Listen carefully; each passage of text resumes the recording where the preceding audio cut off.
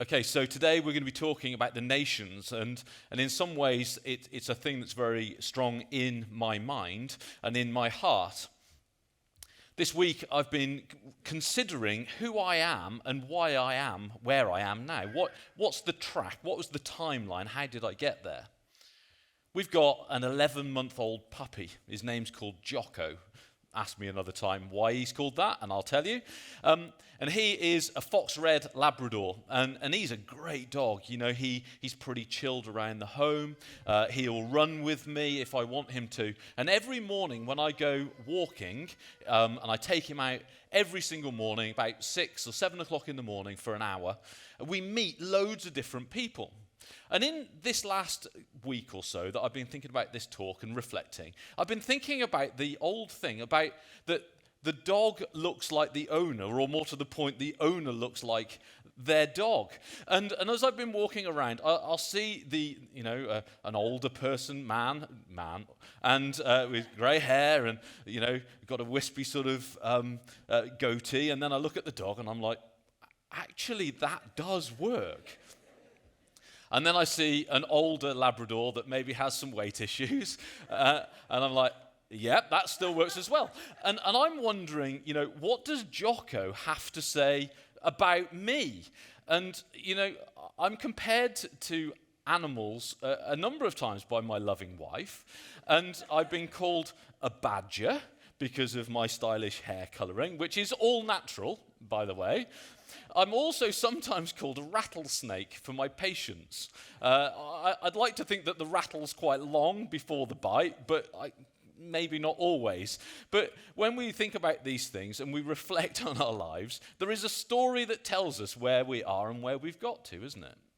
So today, when we talk about the nations, there is so much to say that this could literally just be information download. I could just talk for an hour and a half about stuff that is going on in BREADtrust, in Christ Church, in Christ Central, in Barnabas Community Church. But that's not what this is about. This is about a reflection.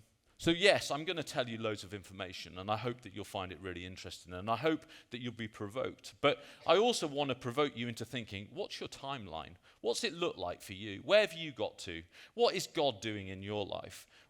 Is there a challenge here? Should I be doing something else? Should I be actually engaged in some of this stuff, or indeed something else? And that's my hope for today. That's my plan. So if I haven't succeeded by the end, you already know what the conclusion is. That's what I'm aiming for. And so we prayed in the prayer meeting beforehand that our hearts, my heart included, would be open to, okay, God, what have you got for me today?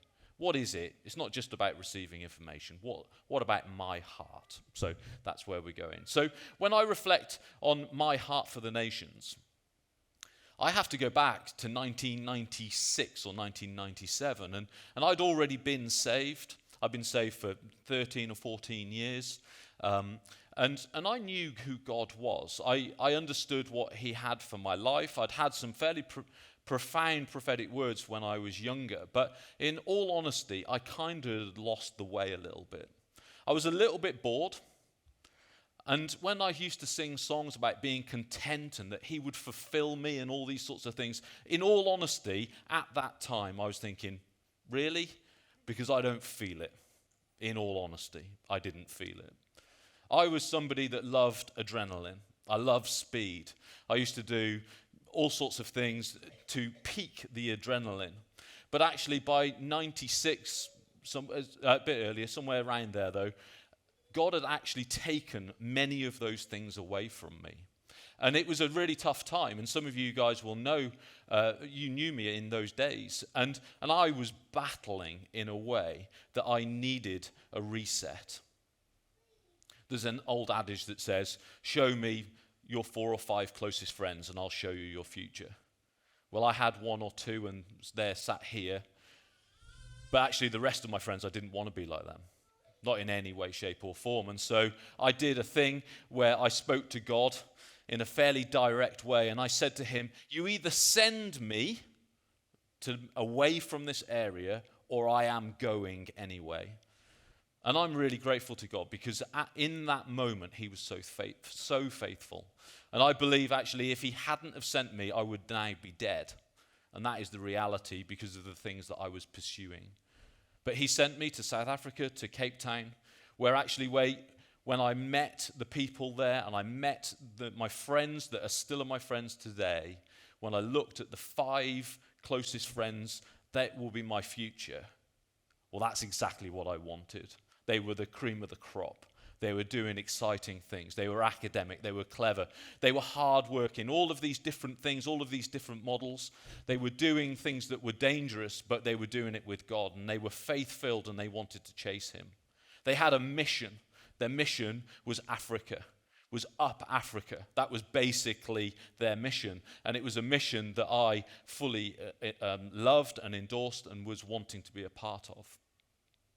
And so I believe that at that time there was a birthing in me of a love for people that I didn't have previously. Not just African people, just in general. There was a general thing there that I had a care for people, and that was a reflection. So this last week I've been looking at Bible verses. What are the Bible verses that have stood out to me over the past while? And these are 4. There are many, many more verses that I could have reflected on.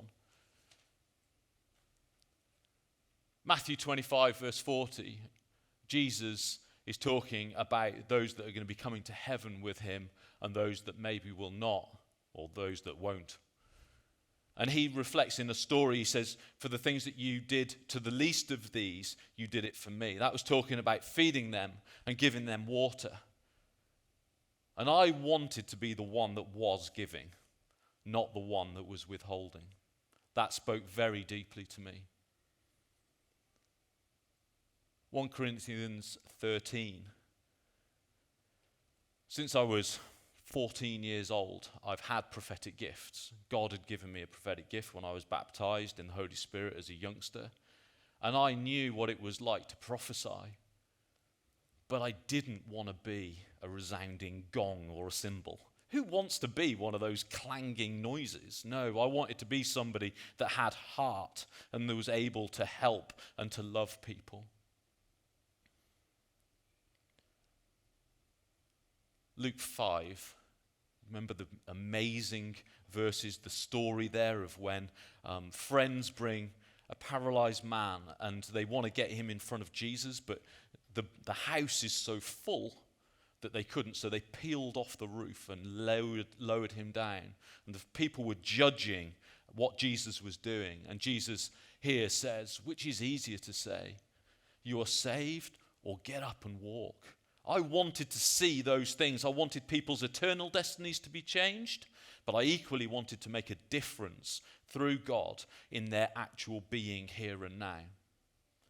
As I arrived in Cape Town, there was a leader there, a man called Simon Pettit. Some will know him personally. 1997 in Brighton, he gave a profound talk for New Frontiers leaders, and it was on Galatians 2, verse 10. And this is Paul speaking. He was talking and reflecting about his ministry as an apostle to the Gentiles. He was commissioned by the apostles, recognized as an apostle post-Jesus.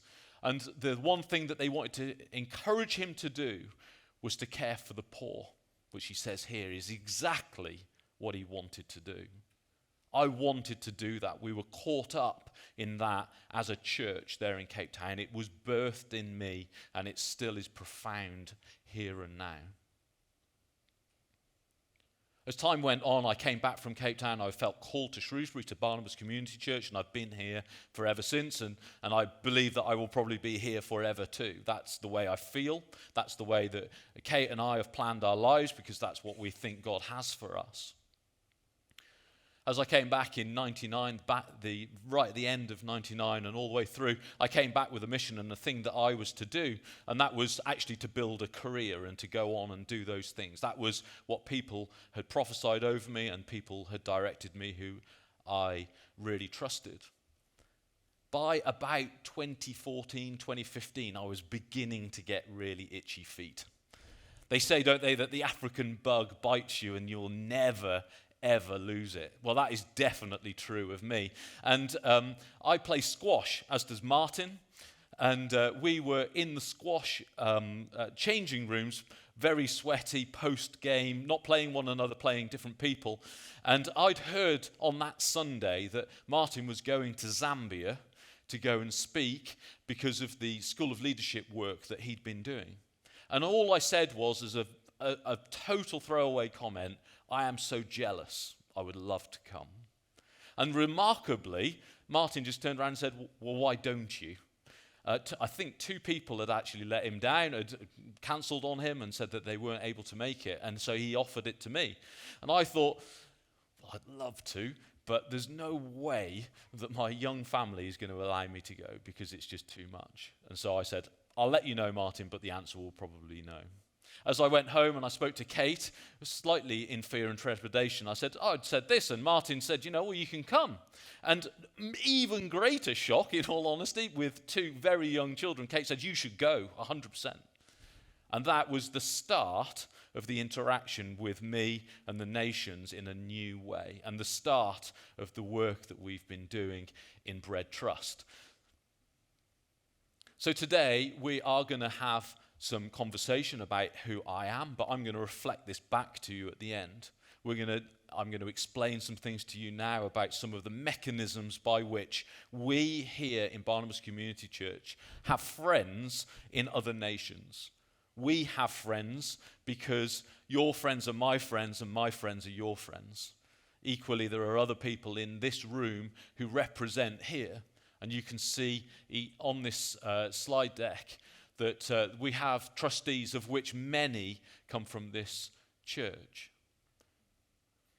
So a little bit of history. Well, BREADtrust was birthed in 1995 with Jim and Pam Baker, along with Martin, who had had a prophetic call to feed the hungry, to give their bread out. And contacts were made in Ukraine, and that action has started since 1995.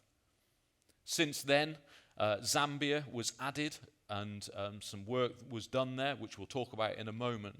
And that's where I actually started on the trustees. Martin had asked me to get involved with Ukraine. And again, in all honesty, it was a little bit through gritted teeth that I did it. It wasn't an instant love affair. It was a point that needed growth and needed to be pushed through on. Those people now are some of my closest friends, and I love them dearly. I wanted to go to Africa, but God had other plans, in all honesty. But when we look down here, so we've got Martin. Obviously, we know Martin. He's the chair. We've got Ray and Beryl Green, who have been in BREADtrust for a very long time. They do all sorts of amazing work, great detail, and they're such a blessing to us. Roger, who is obviously in our church, he helps on the finances and just with great wisdom. Simon Hayes gives us a whole host of attributes that he's brilliant at, detail and planning and process and risk assessments and all sorts of things. Then there's me. And then moving on from there, Greg LaRue has recently joined us, and he has been focused on Zambia and the work that we're doing there. Jamie Muir, who's the leader in Whitchurch, and his wife is recently joined. And they will be heading up the work that is likely to be taken on in Pakistan. So we will be looking to do that in the very near future. A lot of groundwork's been going into it, but COVID has somewhat slowed it down. And then by no means last, Jen Roberts has recently joined as well, and we're looking forward to the prayer army aspect that she will bring to that, as well as her wisdom. And then we have financial support. So Kate, my wife, is the bookkeeper for the whole thing, and then we have in-country support in Ukraine too. And this is some of the history. So these are the places that we in BREADtrust are a part of. Now, it's slightly complicated because at different times I wear different hats. So one moment I'm wearing a BREADtrust hat, the next it's a Barnabas Community Church, and then the next it might be Christ Central. So this story, I can't give you the threads to it because even I'm confused by it, so I'm not going to be able to tell you. So let's move on to the next slide, and we'll talk about some of the country work that we're doing. So Zambia is an amazing country, and we have been traveling there now since about 2016, I think it is, and we've made friends with the apostolic leader there, a guy called Joseph Mawila. You may have remembered him. He's spoken on this stage, and he's a great friend of mine and of us as well. And there is such great need in that country, and Joseph is such a visionary that you could just give him everything and he would spend it all and then want some more, because there is just a huge need. He's hugely driven. But the one thing that we really felt was a key here is a thing called Foundations for Farming. Foundations for Farming is a technique where you teach local farmers how to farm in a more modern and more resourceful way. So typically, and it's slightly stereotyped, but typically they would sort of rough up the surface, throw the seed out, and then scatter it and put it back, cover it up and water it from time to time. And that roughly is how it would be done. Whereas Foundations for Farming is far more precise. It's quite scientific, and so there's quite a learning curve there for people. And we take them through a course, so they are trained in how to do it. They then start in a small sector, because actually you've got to think that they're subsistence farmers, and so if this doesn't go well, then it affects what they can eat and their income. So we start small, and it almost always grows larger and larger until eventually their small plots are completely taken over. And what we've done there is we have provided the inputs, we've provided the seed, and we've provided the training, and then we also provide the oversight. And we've been doing that now for 4 or 5 seasons, and they has progressively got better and better. You can see in the center picture, there's the guy on the left is Austin. And Austin is our overseer in country. He's an amazing man. He was an accountant for one of the very largest mines in a city called Kitwe. This guy, his budgeting is remarkable. Nick Prigus and I went on a 10-day trip with him, and he budgeted the whole thing, and he was within £50 of being accurate, which is far better than I could ever do. And he oversees it. He also has a small farm where we now have the training. That's where it's held, and we're able to use that as a demonstration plot as well to people. And in that middle picture, I hope you can see it clearly enough, the man on the right has got a product, the maize, and it's much smaller than the one on the left, and that's because that was old way, this is new way, and so there is a legitimate success story there. In addition to that, we've also moved on to secondary planting, so there was sunflowers there. There is also other products that we plant, and that is for sale, so that they can literally make money out of it. The Foundations for Farming maize product is for them, for their own sustenance and their family sustenance. We're moving on though. This is all funded at the moment. We have raised money through different means, and through this church and other churches, and individual donations. There is a new plan as well, though. We want to move into some chicken farming to actually add some protein and things like that to their diet. And this is a plan that Greg is working very, very hard on at the moment. And we have a generous donation, but Greg tells me that we do have a deficit in that plan. And so if that is something that you would like to get involved with, then we would love you to help us with that. The deficit currently is about £10,000, which is a reasonable sum, but I'm sure that we are more than able of covering that. So that is something that is going on in Zambia. Zambia as a country is incredible. There's a picture there with me in it, in the bottom, middle right at the bottom, and that is, there's 2 orphanages attached to the main church in Kitwe that Joseph and Lily run. That's Lily in the picture, looking very, very smart, and they feed orphans. There's a huge AIDS issue in Zambia, as there is in many African countries, and so there are a lot of orphans, and so we we help them as well. And I know people in this church have donated to the Street Life Project, as it's called. So there's much going on in Zambia. It's a key part of what we do in BREADtrust, and will continue to grow.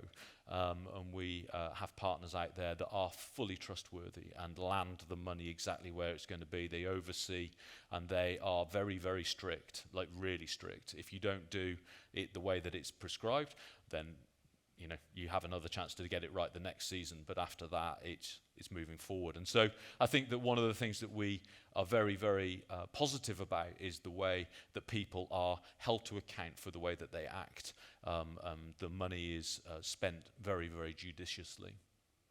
In the bottom right-hand corner there is a water tower, and there was a borehole done in the southern part of Zambia. It's either flood or drought. It's right by the Zambezi. The floodplain is very, very large, as you'd expect. But I don't know if you remember, a couple of years ago, even Victoria Falls basically dried up. I can't remember how wide it is. It's 2 kilometers wide, I think. I've been. It's crazily big.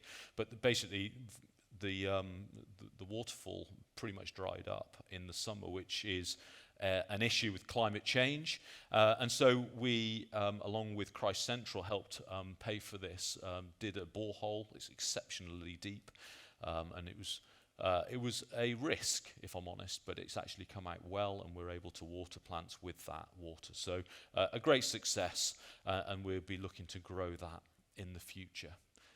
Let's move on. So we're going to go to Ukraine next. The first slide I'm going to show, unfortunately for you on Zoom, and you're not going to be able to see it, and for everybody in this room, please do not take a photo of it. Do not remember the name. Well, I'm not going to tell you any names, but there's a map. All of this stuff is really, really secure now. We have to act in a way that is exceptionally tight, and this is why some of the stories we're unable to say because of names and locations. But I'm going to show you a slide. So Matthew, if you want to show that up. As I said, we could go back a long way in the history of BREADtrust in Ukraine. Essentially, it all started in the far east of Ukraine, and that's where it was from 1995 until 2014, when there was a land occupation by separatists, which is shaded in on this map. There are now 7 churches there. I believe there were only 2 that we were relating to. There are 7 now that are relating to us. And in 2014, there was this occupation, and there was 2.5 million people displaced from the east, and they spread right the way across the nation, planting churches as they went in a very New Testament-esque way. So now you see the red dots of the different places that there are now churches, and this continues to grow even to today. There is also, in 2014, Ray and Martin went, and Martin felt very prophetically that we should sponsor a pastor there who would help facilitate the work that was going on in Ukraine, and his name is Igor, and you will have met him. He is still there. This now is about 14 churches. I say about because people are wanting to join all the time. I believe there are 3 new churches at this very moment in time that are looking to join his group. And his group now has been made into a sphere, and that sphere is going great, and the support is exceptional. In the photos, the 3 photos in a line underneath it, that's me with a number of the pastors, and the ones that are individual, they are from the east. And so their churches are underground. Their churches cannot meet. When they were appointed as leaders, they were not allowed to do that in public. It had to be done privately. When they baptize, they can't do that publicly. It has to be privately. At the moment, And since 2014, it's been very, very difficult for them. Some would say that it would have been better if the Far East had been absorbed into Russia, because the separatists were far stricter than the Russians are and would have been. Now, obviously, at this moment in time, there is a war raging in that area, and these men aren't able to leave their homes, because what's happening is that the Russian forces and the separatist movement are rounding men up and making them fight against their own people. There are stories where they have shut supermarkets, rounded all the men up, stuck them in trucks and taken them off, for example. And so these people are friends of mine, friends of ours, and yet they are in grave danger. I think the other point to make here is that one of those two, he's a wonderful man, but he hasn't been saved that long. And the story there is that essentially each time that the Russians or the Russian separatists find out who the leaders are, they persecute them to the point where they have to flee for their lives. And so the leader had to leave, his deputy had to leave, and then there was nobody. There was no other leaders. And so this guy stepped up, and he's doing an amazing job, and we're helping to support him through the group of churches and through BREADtrust. And each time that I go, I'm truly humbled by the way that these guys are so energetic and so up for being open with me and with us and with the gospel where they possibly can be. October 2021, there's a picture there with me. I've greyed out a couple of faces, but that was a leaders' conference that I was able to go to.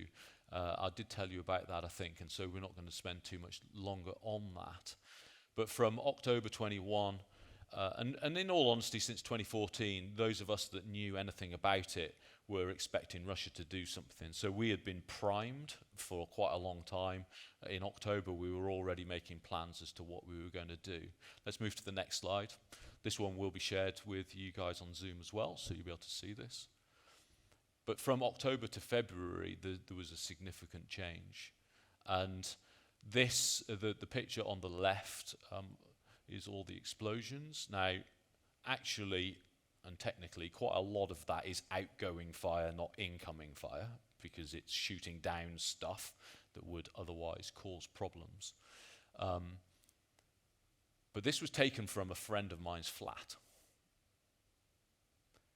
And when I see pictures in the news, it's very easy to depersonalize it, isn't it?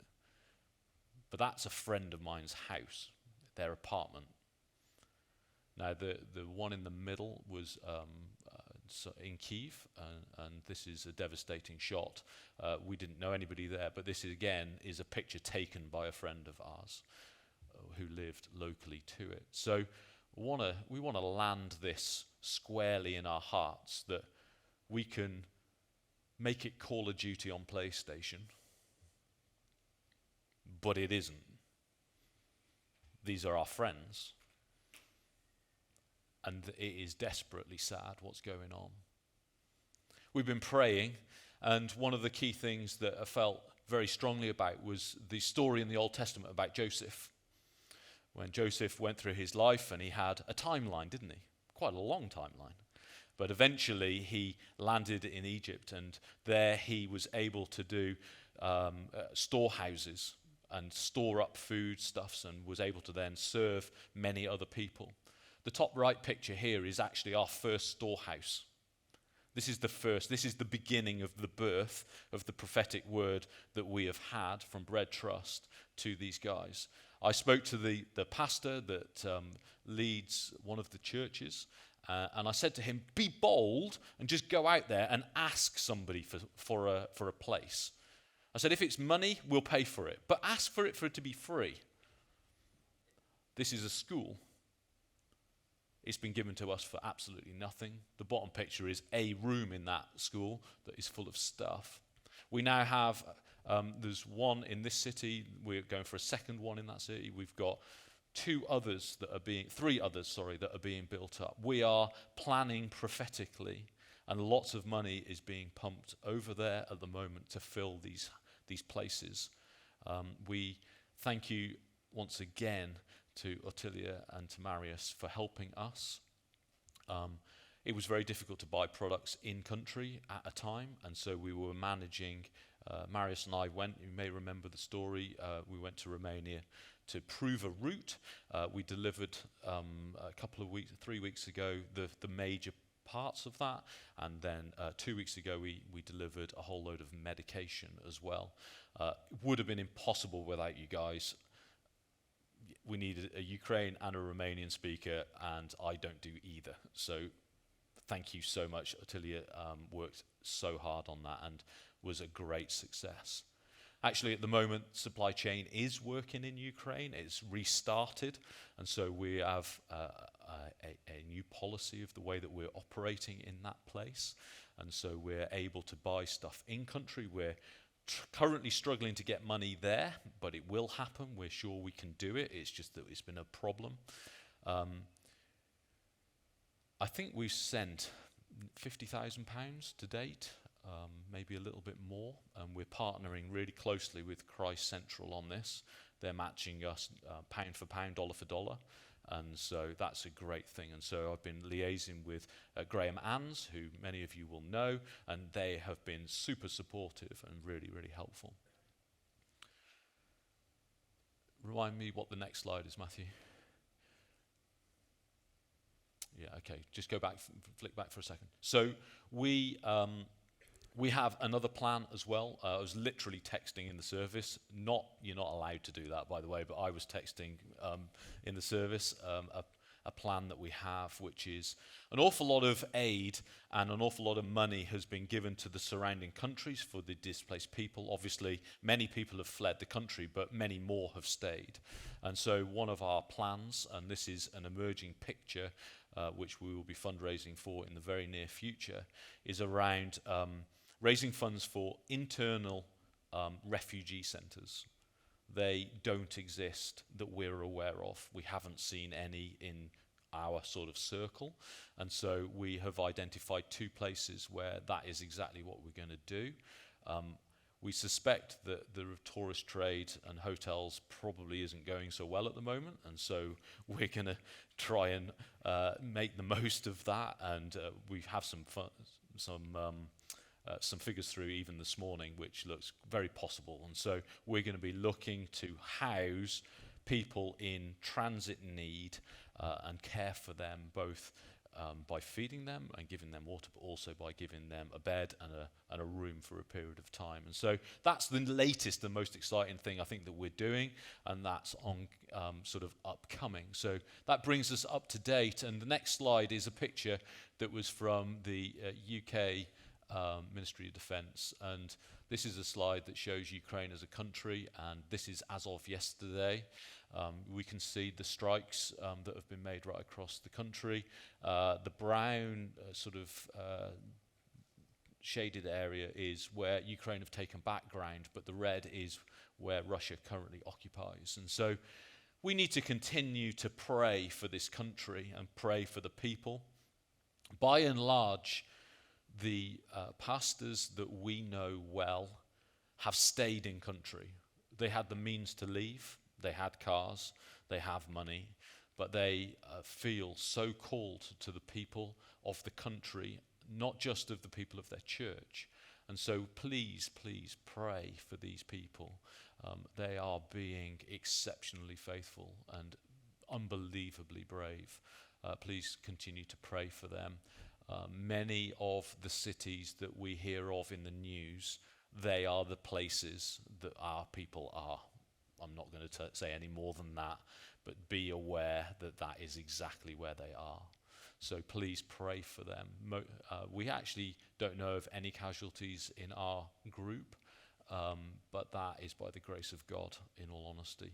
There's a story of a pastor and his wife with 2 young girls, both under the age of 5, who were sleeping in one of said cities against the inside wall of their apartment with their double bed, making like an A-frame tent over it with the mattress on the outside in case the glass was to be blown in. It took us 2 weeks to ask that person to leave. We were pretty much begging him, but he was resistant because he wanted to stay and to care for his people. Thankfully, he has now left, and he is, and his family is safe. But this is the sort of mentality, the strength, the resilience of these people. It's quite phenomenal. Let's go on to the next slide. We're going to change gear now into a more prophetic nature. Some of you may well know this, but I was praying 2 Christmases ago. We were praying about, well, God, what is it that you have for us? What is it that you are going to be doing? What would you like us to do? And this was the prophetic sense that I had. And this is actually remembering back a long time. I can't remember quite where it was, about capital cities, and that New Frontiers had been prioritizing capital cities and significant cities. And God quite clearly had illustrated to me that these were 4 cities that we should be interested in, and we should be asking for a significant church to exist in, and that we would have a part in that. So in Nairobi, I have friends there. I've been there a few times, and the church here also has friends. Dar es Salaam, there is links through our friend Joseph Mwila in Zambia. Lusaka is in Zambia, and there's a recent church plant there that really needs help, and that's something that Joseph is keen that we're involved with. And then when I was sharing with Joseph and Lily a couple of Christmases ago, it was in the February, and they'd just come out of a month of prayer and fasting. And I spoke to him on WhatsApp, and I said, Joseph, I've been praying, and I feel God says these 3, the top 3. And he said, well, that's really strange, because we've just come out of prayer and fasting for a whole month, and we think those 3 and Kampala in Uganda. And I said, well, okay, are you up for partnering in this stuff? Would you like us to work together? And he was really, really keen for us to do that. Let's move to the next slide. So we're starting in Nairobi, and it's been a really difficult time, if I'm honest, about trying to get there. Firstly, we locked down any Kenyans to get into our country, and so they locked down their country for us to get into theirs, which seemed fair enough, if I'm honest, because it was all a bit crazy at that time, wasn't it, about locking ourselves down, even though it was 3 months late. But anyway, my point. And but Fred, who's the picture on the left, some of you guys know him. Some of you have travelled indeed to Kenya, and he's been here. He came to camp with us, Devoted, one year, a few years ago. Fred and I communicate probably every other week, maybe a little bit more. And what we've done is we've set up a prayer meeting. He feels called to Nairobi, and he and his wife are prepared to move there once there is a big enough group to lead that church. And we're just asking God what it is that he wants. The center photo is a picture of the prayer meeting. And as Barnabas Community Church, we've been supporting that. We've been paying for that prayer meeting for the last 6 months, and we're about to do it for the next 6 months as well. I've been trying to get out there, but it's been really, really difficult. And in a way, it feels a little bit like when Paul wanted to go to this place, but he was unable to go. He was blocked by the Holy Spirit. And so actually, about 3 weeks ago, I had a great conversation with Fred and just said, look, I'm trying, and it's not happening. Let's just draw a line, and we will reappraise it after the summer. He was exceptionally gracious with that, and we continue to pray, support him, think of him, and this is the next step for us, is to get out there, for me to go and to spend some time with Fred in his hometown, which is in the west, southwest of the country. He also has links into Uganda, so we're looking at that too. But we are praying and we're asking God, what is it that you have for us in this place? We're going to push doors, and if they open, we will charge through, and if they stay closed, then we'll stay on the other side of it. We want to do what God is doing. We're running out of time, so let's go to the next slide. So how can you support? Well, we will put more about this in the midweek email, but there are many, many different ways. What is your calling? What's your skill? That's the first thing to say. What is it that you're called to? I've talked a little bit about some of my calling, but what is your calling? I want to call that out today and say, if this is something that is either to be birthed or has been birthed or has gone to sleep or whatever it might be, what is your calling? How are you going to support? What is it that you would like to do? We would love to be engaged with you on that. I think the other thing was be informed. Listen to what's going on. Keep up to date. Keep abreast of the news. Pray. Pray, pray, pray. Prayer has more impact than anything else, doesn't it? So let's do those things. And also give. This stuff, it's all voluntary. All the list of names on the trustees, we're all volunteers. None of us get paid for anything that we do. So give. Give money. Give generously. And if generously looks like 10 pence, then give 10 pence. If generously looks like £1 million, please give us £1 million. It's all good. But just come along. There's a Facebook page. If you're not on that, please get on it. There's a website that gives you most of those links. We'll give you more information in the week. Let's go to the next slide. So what about you? And this is the bit where it lands, right? So I've told you how I've reflected this week, and I've even told you a little bit about being a badger and a rattlesnake. What about you? Who are you?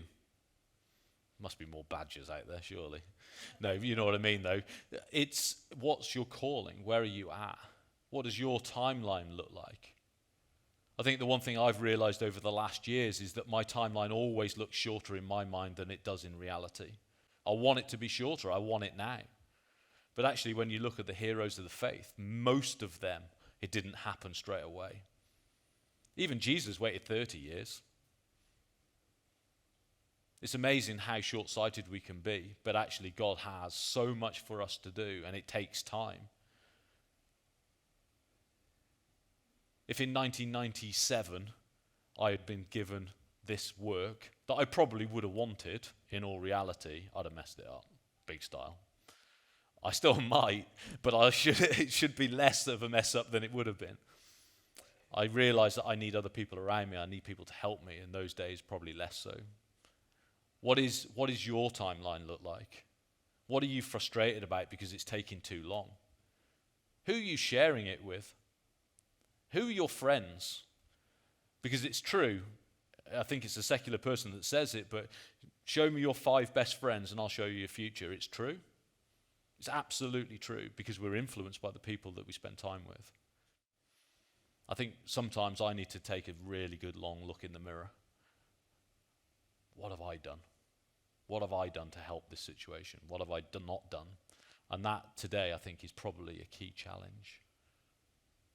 And if, when you challenge yourself, is there anything that you need to put right with him? Iron sharpens iron. The trouble is we don't like it when we get sparks coming off us. I don't like it. We don't like it. And I think that God today is challenging us. So what is your future?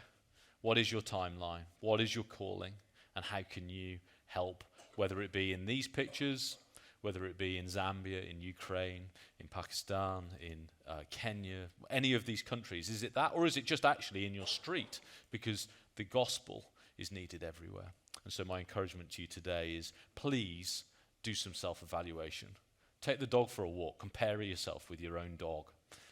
Compare yourself with somebody else's dog. What dog would I buy to reflect me? I'm not sure. I'll leave it with you.